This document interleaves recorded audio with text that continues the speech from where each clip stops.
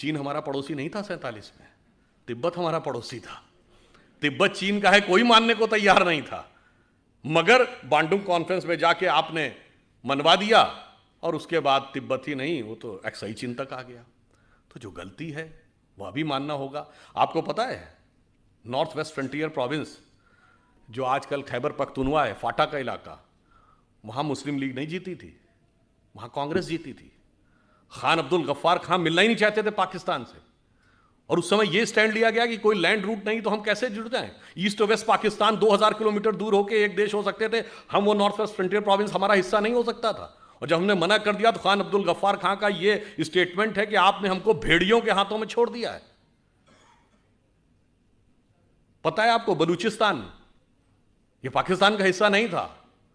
Khan of कलात कभी नहीं मिलना चाहते थे। आप में से बहुत से लोगों को नहीं पता होगा कि ओमान 47 में बॉम्बे प्रेसिडेंसी से कंट्रोल होता था। ओमान हमने कितना छोड़ा है, कितना गंवाया है, सब कुछ गंवाते चले गए। एक बात विचार करिए, हम 2022 में बैठे हैं, जरा 1918 या 19 का 105 साल पहले का भारत छोड़ देखिए। सिर्फ पाकिस्तान बांग्लादेश ही नहीं, अफगानिस्तान बर्मा भी हमारा हिस्सा था। हमने बताया ना, ओमान तक उससे कंट्रोल होता था। तब तक ना तिब्बत चीन का हिस्सा था, ना शेंगेन चीन का हिस्सा था। सोवियत संघ का गठन नहीं हुआ था, तो हम सबसे बड़े देश थे।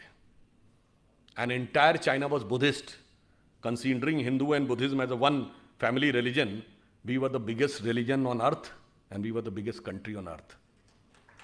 और आज जो हालात हुए, अगर मजबूत सरकार नहीं रही तो 2047 तक जो हालात हैं, कश्मीर वैली में क्या होगा, क्वेश्चन मार्क।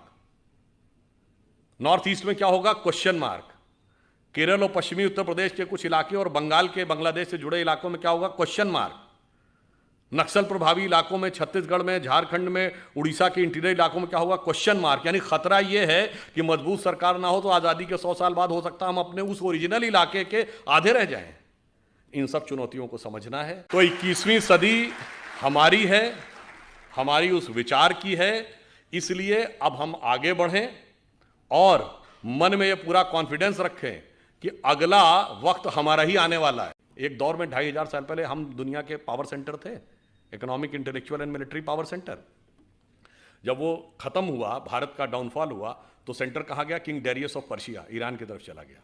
फिर जब ईरान का डाउनफॉल हुआ तो मेसोपोटामियन एम्पायर, बगदाद का एम्पायर। फिर उसका डाउनफॉल हुआ तो टर्किश एम्पायर। टर्किश एम्पायर के बाद रोमन एम्पायर, पहले ईस्टर्न रोमन एम्पायर जिसका इस्तांबुल कैपिटल थी जो आज टर्की की है, उसके बाद रोमन एम्पायर। रोम का डाउनफॉल हुआ तो पुर्तगाल और स्पेन का जमाना, पुर्तगाल और स्पेन के बाद ब्रिटेन और फ्रांस का जमाना, ब्रिटेन और फ्रांस के बाद अमेरिका का जमाना। अमेरिका में सबसे prosperous West Coast, San Francisco, Los Angeles belt. उसके बाद अब पिछले 100 साल में आ जाइए, जापान का जमाना। जापान के बाद आ जाइए पिछले 50 साल में tigers of the Asia Pacific, Hong Kong, Taiwan, Singapore, Macau.